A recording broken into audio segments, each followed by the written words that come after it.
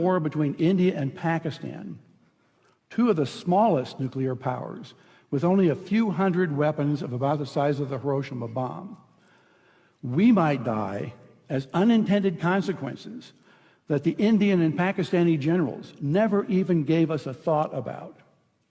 My colleagues, Luke Oman and Alan Roebuck, calculated the spread of smoke after a war between India and Pakistan. It only takes about 2 weeks for the smoke to cover the entire Earth, and it would rise to altitudes between 20 and 50 miles above the surface. At those altitudes, it never rains. The smoke would stay there for years.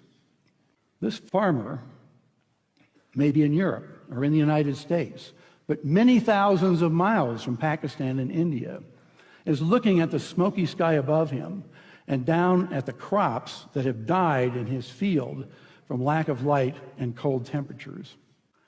It's estimated that in a war between India and Pakistan, that we would lose 10 to 40% of the yields of corn, wheat, and rice for years afterward because of the bad weather. The entire world only has enough food to feed the population for 60 days unless agriculture produces more food. Ira Helfand, a member of the Nobel Peace Prize-winning International Physicians for the Prevention of Nuclear War, has estimated that 1 to 2 billion people would die after a war between India and Pakistan of starvation.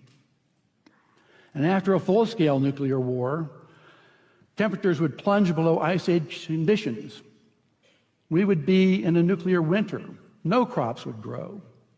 It's estimated that 90% of the population of the planet would starve to death, and civilization would be destroyed.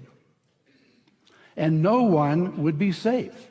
Not those in countries with no nuclear weapons, not those in countries that didn't participate in the war, and not those on the other side of the planet from where the explosions occurred. No one would be safe.